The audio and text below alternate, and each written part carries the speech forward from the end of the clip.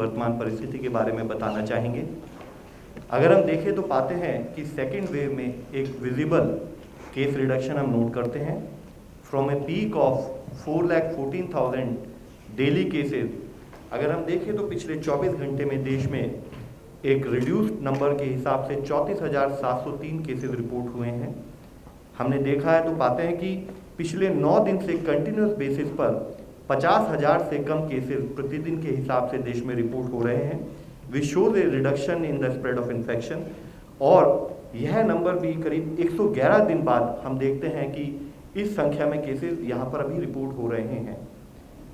Continue decline in average daily new cases, अगर आप इसको एनालाइज करें तो पाते हैं कि from A weekly average of 3,89,000 cases being reported on A daily basis in the country, हम वीक ऑन वीक बेसिस पर continued reduction in daily new cases reported note कर रहे हैं।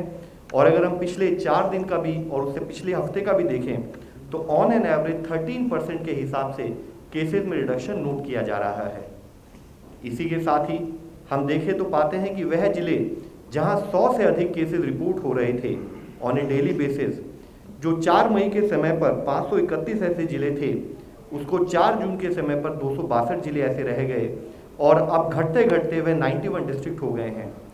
आपको अवगत होगा, पिछली प्रेस कॉन्फ्रेंस में भी हमने इसी तरह से बताया था। तब उस समय पर देश में ऐसे 100 जिले थे जहां पर कि 100 से अधिक केसेस प्रतिरोज रिपोर्ट हो रहे थे। यानी कि पिछली प्रेस कॉन्फ्रेंस से अगर हम कंपेयर करें तो ऐसे 9 जिले हैं जहां पर केसेस में रिडक्शन फर्दर बेसिस पर नोट किया गया है।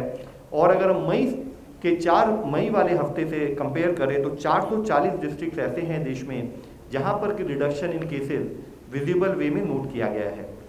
इसके साथ ही अगर हम फर्दर इसको एनालाइज करें तो पाते हैं कि देश में 80% नए केसेस अभी 90 जिलों से आ रहे हैं।